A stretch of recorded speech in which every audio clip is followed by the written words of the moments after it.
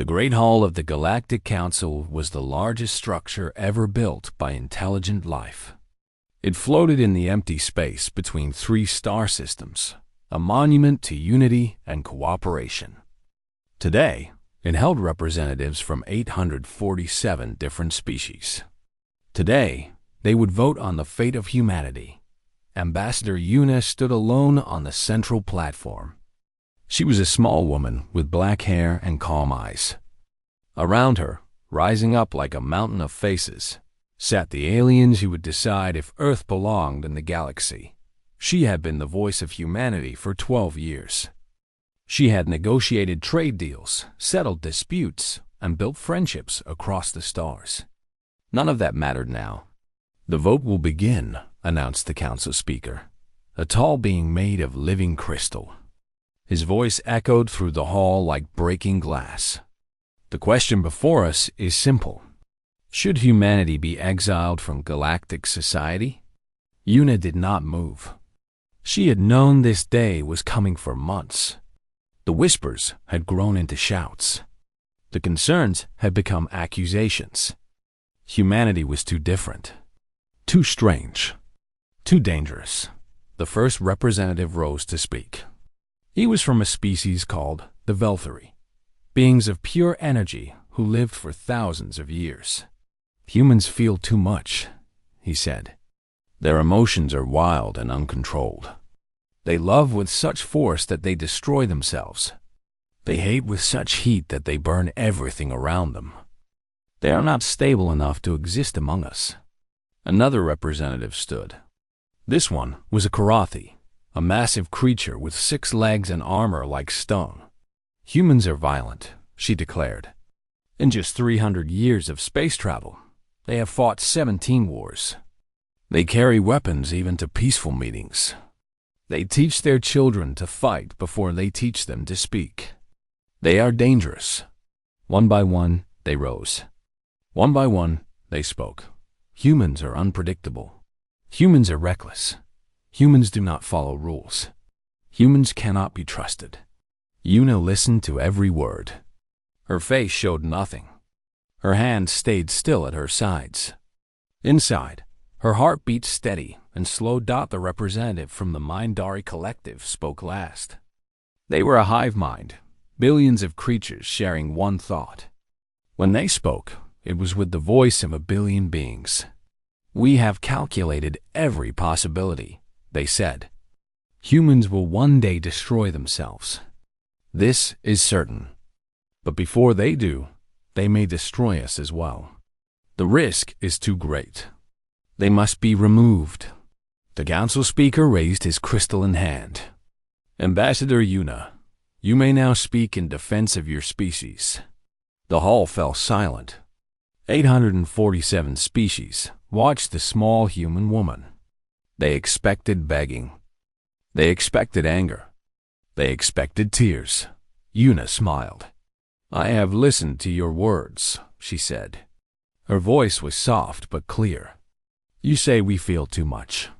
You say we are violent. You say we are dangerous and unpredictable." She paused. "You are correct." Murmurs rippled through the hall. This was not what they expected. "Humans do feel deeply," Yuna continued. "We love until it breaks us. We hate until it burns us. We hope when there is no reason to hope. We fight when there is no chance to win. This is who we are." She looked up at the endless rows of alien faces. "You have spent centuries trying to understand us. You have studied our history. You have watched our wars. You have seen our worst moments. And you are afraid." She shook her head slowly. "But you have missed something important." The hall was completely quiet now. "You see our emotions as weakness, but our emotions are our strength. We love so deeply that we will die for strangers. We hope so strongly that we will try the impossible. We are stubborn enough to keep going when everything says we should stop." Yuna took a breath. "You say we are dangerous. You are right, but not in the way you think. We are dangerous because we care. We are dangerous because we will not give up. We are dangerous because we believe in things bigger than ourselves. She straightened her shoulders. But we will not beg. We will not argue. We will not try to change your minds. Her smile grew wider. If the galaxy does not want humanity, then humanity does not want the galaxy. The council speaker leaned forward. You accept exile? We accept your decision, Una said. Whatever it may be. But know this. You are not casting us out. You are simply choosing to walk a path without us. And we will walk our own path without regret. The vote began. One by one, the lights appeared above each delegation. Green for stay. Red for exile. Red, red. The lights spread like a wave of blood across the great hall. Red, red, red. 112 species voted to exile Earth. 35 voted to let humanity stay. Those 35 were the youngest species, the ones who had not yet learned to fear what they did not understand. The vote is complete, the council speaker announced. Humanity is hereby exiled from galactic society. All humans must leave council space within 90 standard days. All trade agreements are cancelled. All treaties are void. Earth and its colonies are forbidden from contact with any council member. Una bowed her head once. Not in defeat. In acknowledgement. We will be gone in 60 days, she said. You will not need to wait 90. She turned and walked toward the exit. Her footsteps echoed in the silent hall. No one spoke. No one moved. At the door, she stopped and looked back one final time. I hope you find what you are looking for, she said. A galaxy of peace and order. A galaxy without chaos. A galaxy without humans. Her eyes swept across the thousands of watching faces. But remember this moment. Remember the day you chose to walk alone. Because one day, you may wish you had chosen differently. She walked out into the cold light of distant stars. Behind her, the great hall remained silent for a long time. Some of the representatives felt relief. The dangerous species was finally gone. Others felt something else. Something they could not name. A small, cold feeling in their hearts. But the vote was done. The decision was made. Humanity was exiled. And in her small ship, flying back toward Earth, Ambassador Una began to laugh. It was not a sad laugh. It was not a bitter laugh. It was the laugh of someone who knew a secret. The galaxy thought they were punishing humanity. They had no idea what they had just done. The news spread across human space in less than an hour. Every colony, every station, every ship received the same message. The galaxy had voted. Humanity was exiled. Captain Taiho stood on the bridge of the cargo vessel, Morning Star, and watched his crew receive the news. He expected shock. He expected anger. He expected fear. Instead, he saw something else. He saw his people look at each other, nod once, and return to their work. Set a course for Earth, he said calmly. We have 60 days to get home. His first officer, a young woman named Yumbai, turned to him. What about our contracts? We have deliveries scheduled for the next 3 months. Cancel them, Taiho said. Send polite messages to every client. Tell them we apologize for the inconvenience. Tell them we wish them well. And tell them goodbye. Across the galaxy, the same scene played out thousands of times. Human workers on alien stations received the news and began to pack. Human traders closed their shops and settled their accounts. Human engineers finished their current projects and handed over their tools. There was no panic. There was no chaos. There was only quiet efficiency. On Station Corval 7. The alien administrators watched in confusion as the human maintenance team prepared to leave. You still have 43 days, said the station manager, a being with blue skin and too many eyes. Why are you leaving so soon? The team leader, a man named Dongho, smiled politely. "We want to make sure you have time to find replacements. It would not be fair to leave you without warning." But the manager struggled to find words. "You are being exiled. Are you not angry?" Dongho considered the question carefully. "Angry? No. Disappointed, perhaps. We thought we were friends. But friends do not vote to remove each other. So perhaps we were wrong about that." He shrugged. "These things happen."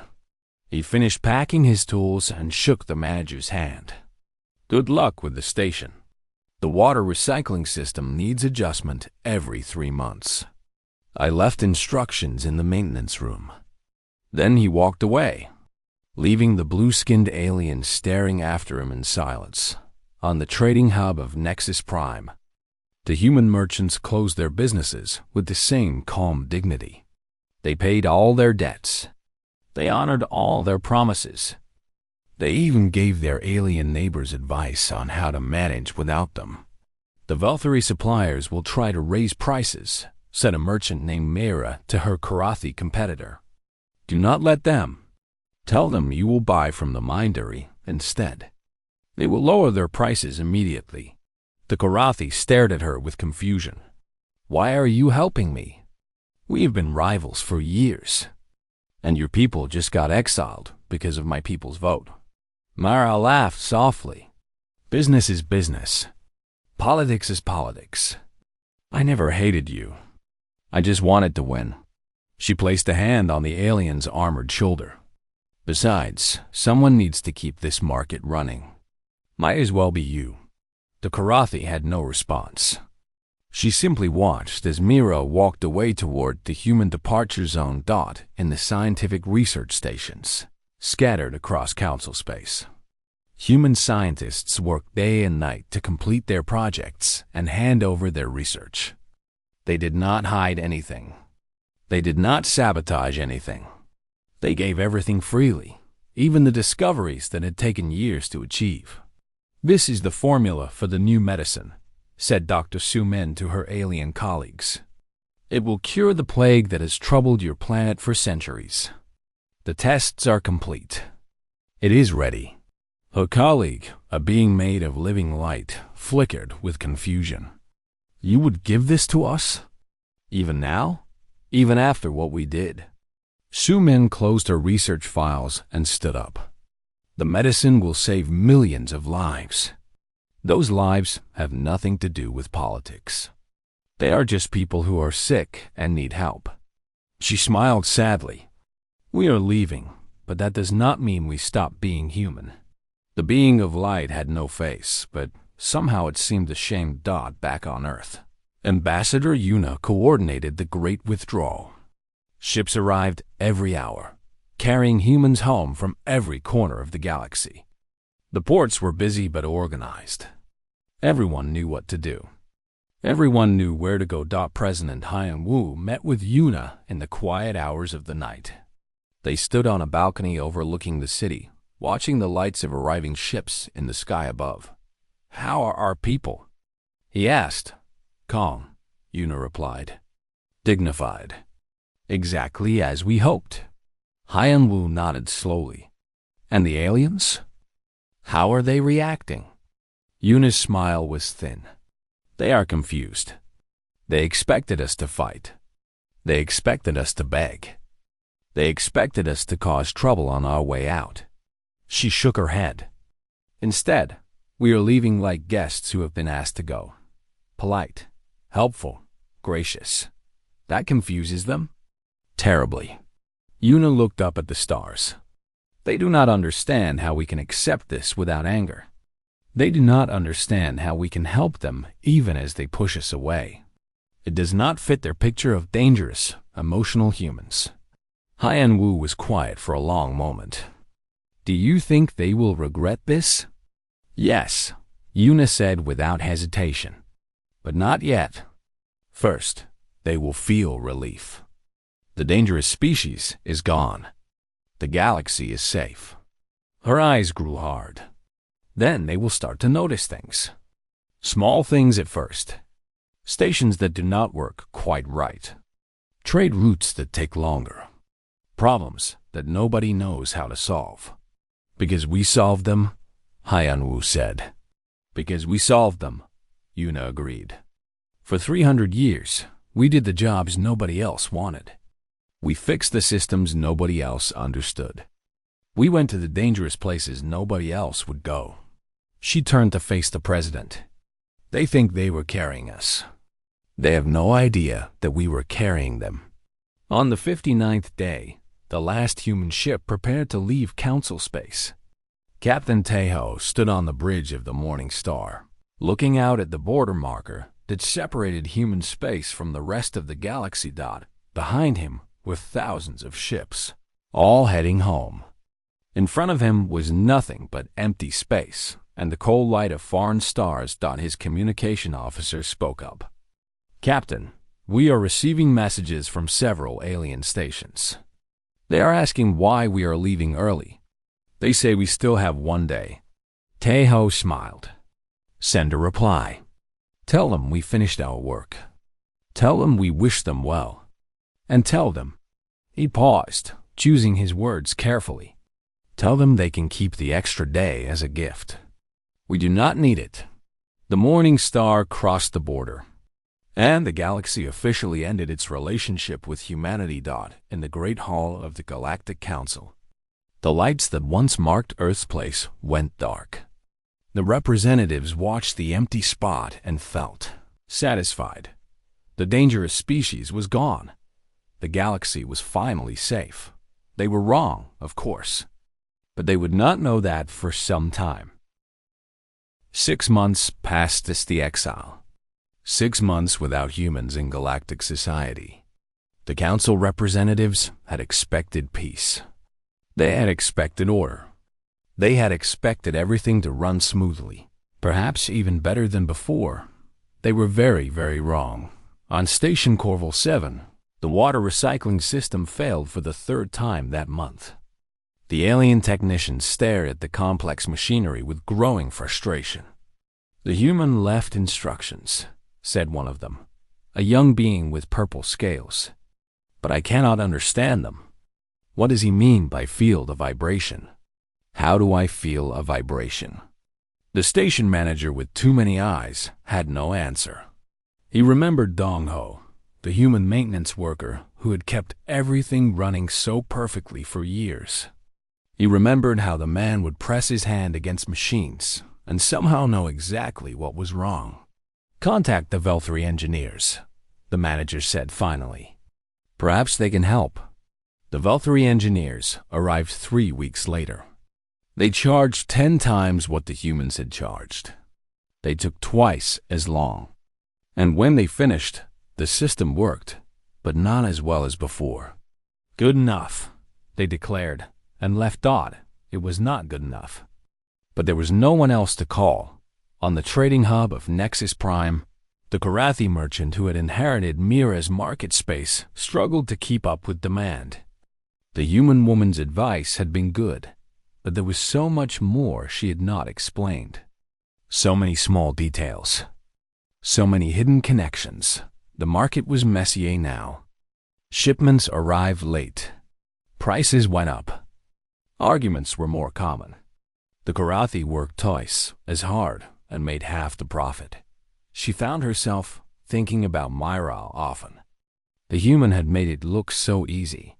She had handled problems with a smile and a joke. She had known everyone's name. She had remembered everyone's story. How did she do it? The Karathi wondered aloud one night, staring at her empty accounts. No one answered. The scientific community suffered most of all. Human researchers had worked on hundreds of projects across the galaxy. They had shared their knowledge freely before leaving. But knowledge written on paper was not the same as knowledge in a living mind. On the planet Velar, Dr. Sumin's medicine was saving millions of lives, just as she had promised. But when a new illness appeared, the alien scientists had no idea how to modify the formula. They sent messages to their colleagues across the galaxy. They consulted their databases. They ran simulation after simulation. Nothing worked. The human doctor would know, one of them said quietly. She always knew. The human doctor is gone, another replied. We sent her away. They worked for 2 more months. They lost 17,000 patients before finding a solution that was almost as good as what Su Min could have created in a week. Trade routes began to fail. Humans had served as pilots, navigators, and mechanics on countless ships. They had taken the dangerous routes through asteroid fields and unstable regions. They had fixed problems in the middle of nowhere, with nothing but their hands and their stubborn determination. Now, those routes were closing one by one. Ships broke down and nobody knew how to fix them. Crews refused to fly through dangerous areas. Goods that once moved freely across the galaxy now sat in warehouses, waiting for transport that never came. On the Galactic Council, representatives began to receive complaints. Their citizens wanted to know why everything was getting worse. Why were prices rising? Why were services failing? Why was nothing working like it used to? The council speaker tried to explain. These are temporary difficulties. We are adjusting to a new reality. Soon, everything will return to normal. But weeks passed and things did not return to normal. They got worse. The Mindari Collective, with their billion calculating minds, finally presented their analysis to the council. We had examined the data, they announced. We have calculated the impact of human removal on galactic systems. The results are concerning. They displayed charts and numbers that made the representatives gasp. Humans represented only 2% of the galactic population, but they contributed to 37% of all repair and maintenance work. They handled 42% of dangerous transport routes. They participated in 28% of all scientific research. The numbers kept coming. They volunteered for 56% of disaster relief missions. They made up 63% of all first responders on mixed-species stations. They provided 71% of all emergency medical support in frontier regions. The council hall was silent. We did not realize, the Mindari said, how much we depended on them. We saw their small numbers and assumed their small importance. We were wrong. The representative from the Velthari rose slowly. His energy form flickered with something that might have been shame. They did the jobs we did not want to do, he said quietly. They went to the places we did not want to go. They solved the problems we did not want to face. He paused. And we called them dangerous. We called them unstable. We sent them away. Can we ask them to return? Someone asked. The Mindari flickered. We have analyzed this possibility. Human psychology suggests they will not respond well to a simple invitation. They were publicly rejected by 812 species. Their dignity was wounded. A casual request will not be enough. Then what do we do? No one had an answer. On Earth, Ambassador Yuna received reports from human observers near the border. She read about the failing stations, the broken trade routes, the struggling scientists. She read about the growing chaos in a galaxy that had once run so smoothly. She felt no satisfaction. There was no joy in watching others suffer. But there was a kind of grim understanding. They are learning, she said to President Hyam Wu. Slowly, painfully, but they are learning. Learning what? Yuna looked out at the stars she could no longer visit. That strength is not always loud. That power is not always obvious.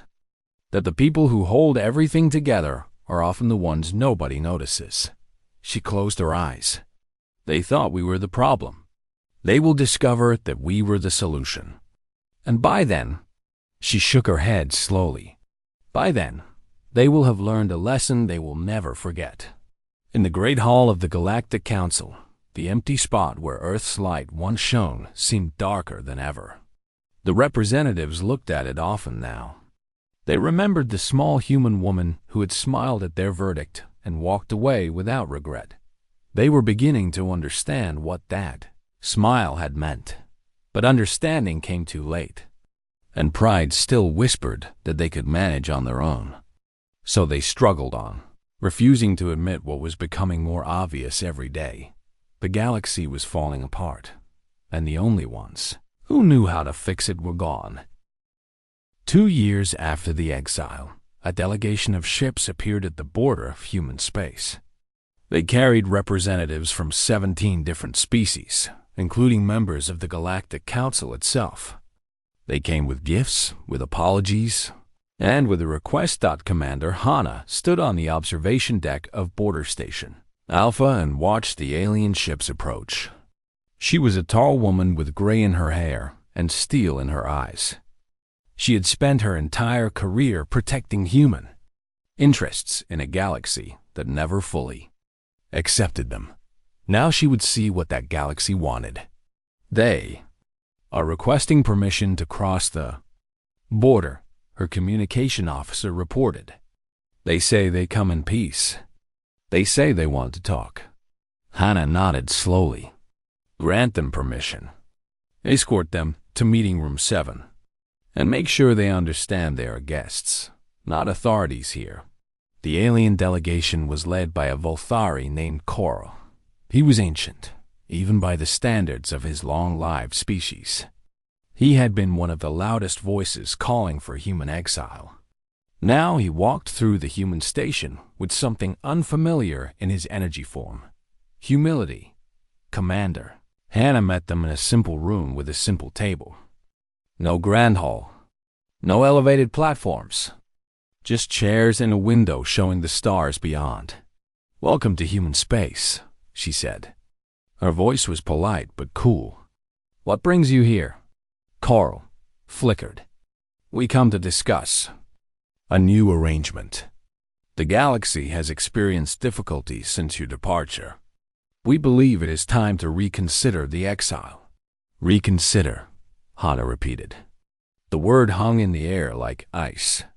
We were hasty, Coral continued. We made a decision based on fear rather than fact. We have come to understand that humans contributed much more to galactic society than we realized. We would like to offer you a chance to return.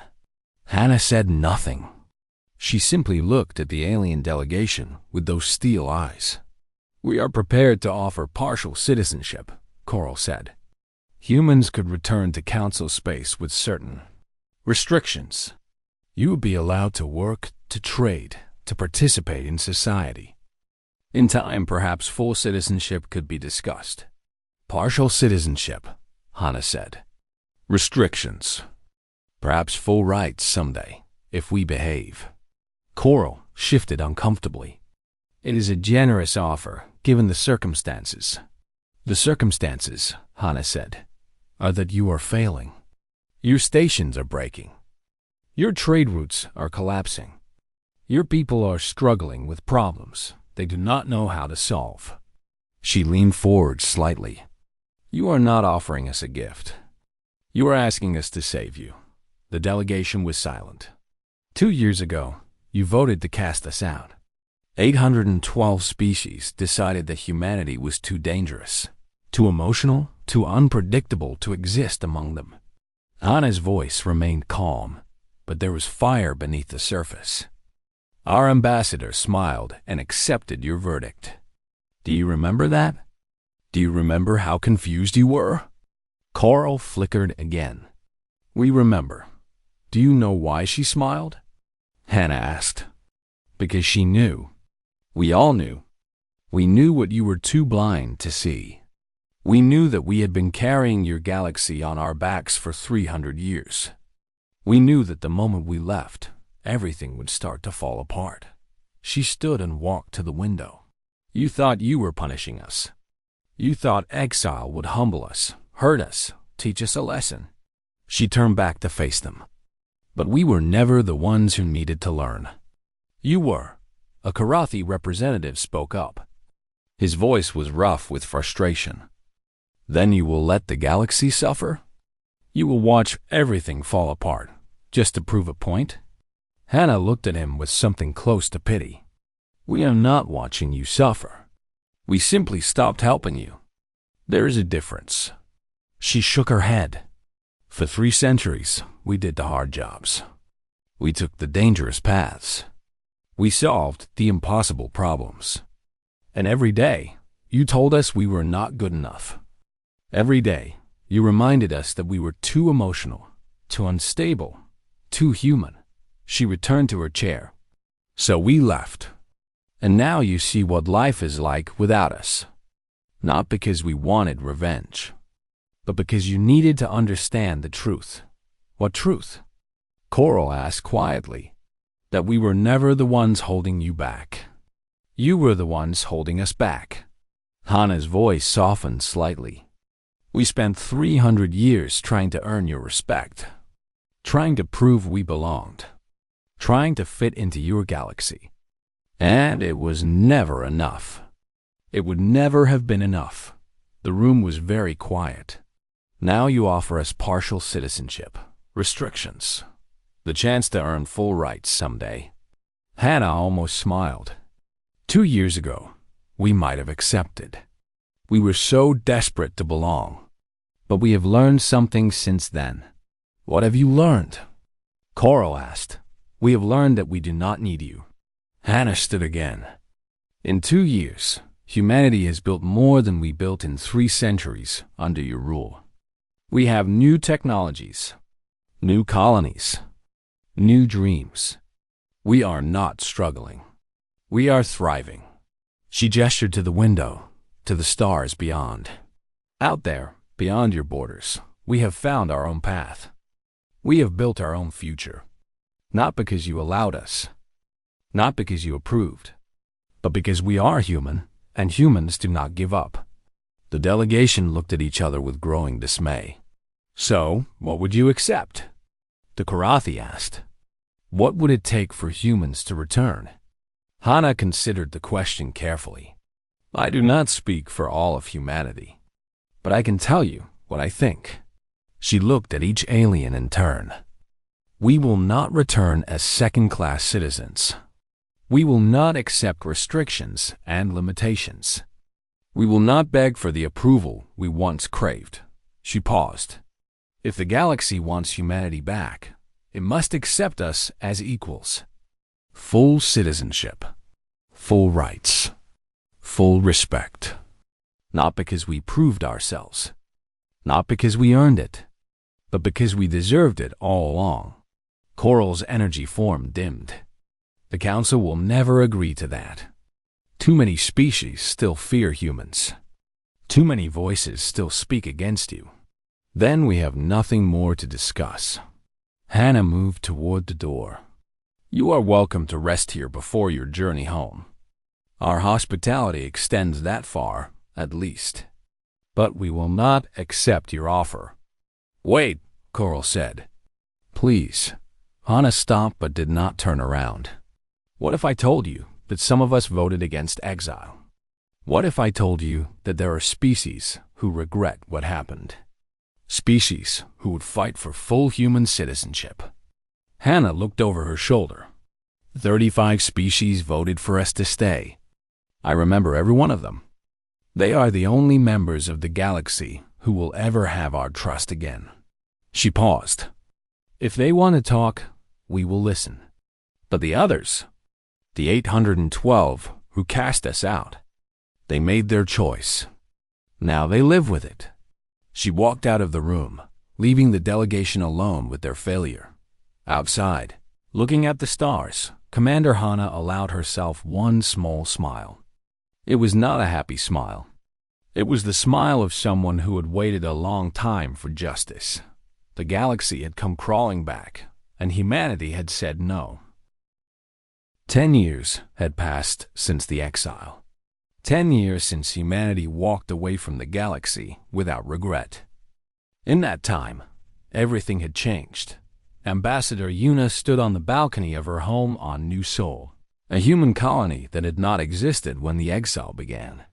Below her, a city of 3 million people lived, worked, and dreamed under an alien sky. This was just one of 17 new colonies. Humanity was spreading across the stars faster than ever before. She was older now. Her black hair was streaked with white. Her calm eyes had seen much in the past decade, but her smile was the same, the smile of someone who knew a secret. "The delegation from the 35 Alliance has arrived," her assistant announced. "They are waiting in the conference center." Yuna nodded. The 35 Alliance was the name given to the species who had voted against Exile. In the years since, they had quietly separated from the Galactic Council.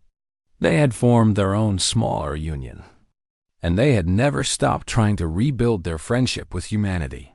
Today, they would finally succeed. The conference center was filled with representatives from all 35 species. They were a strange collection. Young species mostly, species who had not yet learned to fear what they did not understand.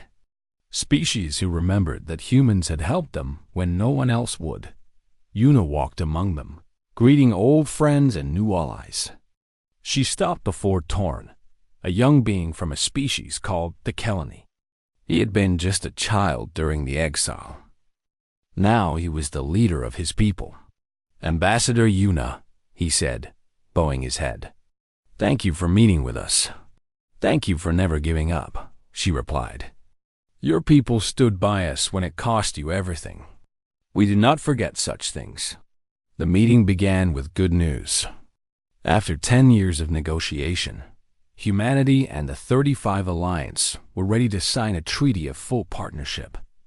Not citizenship in someone else's galaxy. Something better. A new alliance of equals building a new future together.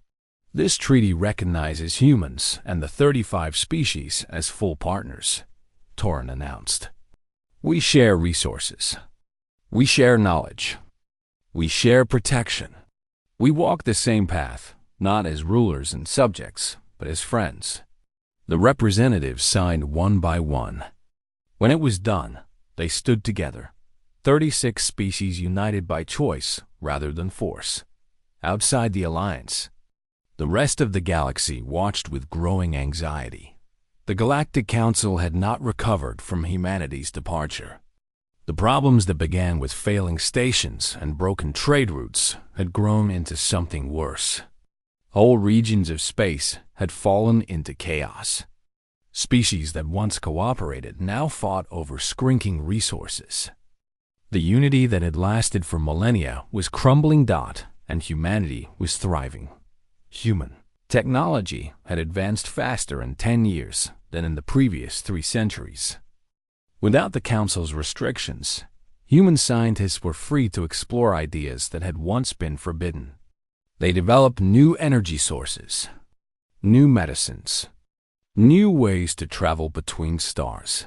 They shared everything with the 35 Alliance. Together, they were building something the galaxy had never seen before. President Haiyan Wu had retired, replaced by a younger leader named G1. She was born after the exile, part of a generation that had never known what it was like to beg for acceptance. She stood before her people with pride and spoke of the future. "Our grandparents dreamed of being accepted by the galaxy. Our parents were cast out by the galaxy. But She looked out at the crowds gathered to hear her speak. "We have moved beyond the galaxy. We have built our own place among the stars. And we did it not by asking permission, but by being who we are." On the border of human space, ships from the Galactic Council still came sometimes. They no longer demanded. They asked. They brought gifts and kind words. They begged for help with problems they could not solve alone. Commander Hannah, now Admiral Hannah, received them with cold politeness. She listened to their requests. Sometimes, if the need was great and the asking was humble, she allowed human volunteers to help. But never under Council authority. Never as second-class citizens. Always as equals offering aid to those in need. "Why do you help them at all?" a young officer asked her once. After everything they did? Hannah looked at the stars for a long moment before answering. "Because helping is what humans do. We do not help to get something in return. We do not help to prove our worth. We help because people need help and we are able to give it. She turned to face the young officer. That is what they never understood about us. They thought our emotions made us weak. They thought our compassion was a flaw. But our emotions are why we survived. Our compassion is why we thrived. We feel deeply, and that feeling drives us to do things no other species would do. The young officer nodded slowly. Let them struggle, Hana continued. Let them learn. But when they ask for help, give it freely. Not because they deserve it. Not because they have earned it. But because that is who we are. That is what makes us human. On the anniversary of the Exile, Ambassador Yuna gave one final speech. She stood before a gathering of humans and allies, her voice strong despite her years. 10 years ago, the galaxy voted to exile Earth. They called us dangerous. They called us unstable. They called us too human. She smiled her secret smile. They were right. We are all of those things, and we are proud of it. The crowd was silent, listening. They thought exile would break us. Instead, it set us free. Free from their limitations. Free from their expectations. Free from their fear. She raised her head high. We walked away from a galaxy that did not want us. And we built something better. She looked out at the faces before her. Human faces. Alien faces. All part of something new. The galaxy voted to exile Earth, but Earth walked away without regret. Because we knew something they did not know. We knew that we did not need them. We knew that our strength came from within, not from their acceptance. We knew that humans do not give up, do not surrender, do not stop fighting for a better tomorrow. Her voice rang out across the gathering. Let history remember this day. Not as the day humanity was cast out, but as the day humanity chose its own path. The day we stopped asking for permission. The day we became truly free. The crowd erupted in cheers. Humans and aliens together, celebrating a decade of growth, of building, of hope. Far away, in the great hall of the Galactic Council, the empty spot where Earth's light once shone remained dark. The representatives looked at it often now, not with relief, but with regret. They had learned their lesson. They had learned it well, but the knowledge came too late. Humanity was gone, and humanity was never coming back. But somewhere, beyond the borders of council space, in a corner of the galaxy that was growing brighter every day, 36 species were building a new future. A future of equals. A future of hope. A future that proved the Galactic Council wrong about everything. Humanity had walked away without regret, and they had found something better than acceptance. They had found themselves.